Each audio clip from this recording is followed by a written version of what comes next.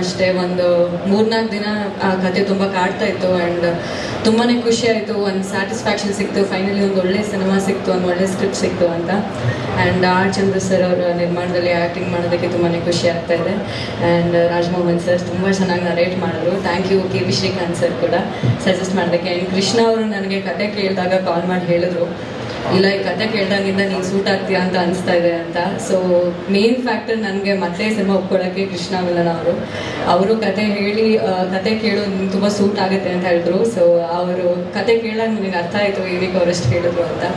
So thank you so much ಒಂದು ಆಪರ್ಚುನಿಟಿಗೆ. And ಖಂಡಿತ ನಿಮ್ಮೆಲ್ಲರಿಗೂ ಸಿನಿಮಾ ಇಷ್ಟ ಆಗುತ್ತೆ. ಜಾಸ್ತಿ ಕ್ಯಾರೆಕ್ಟರ್ ರಿವೀಲ್ ಮಾಡೋಂಗಿಲ್ಲ ಅಂತ ಹೇಳಿದ್ರು, ಬಟ್ ಕೃಷ್ಣ ಅವ್ರ ಬೇರೆ ಕಾಣಿಸ್ಕೊಳ್ತಾ ಇದ್ದೀನಿ ಇಷ್ಟೇ ಹೇಳೋಕ್ಕಾಗೋದು. ಸೊ ಥ್ಯಾಂಕ್ ಯು ಮೀಡಿಯಾದವ್ರಿಗೆ, ಥ್ಯಾಂಕ್ ಯು ಸೋ ಮಚ್. ನಿಮ್ಮ ಪ್ರೀತಿ ಮತ್ತು ಹಾರೈಕೆ ನಮ್ಮ ತಂಡದ ಮೇಲೆ ಹೀಗೆ ಇರಲಿ ಕೇಳ್ಬೋದು. Thank you. Thank you madam. Chandru ಅವ್ರಿಗೆ ಮತ್ತು RC ಸ್ಟುಡಿಯೋಸ್ಗೆ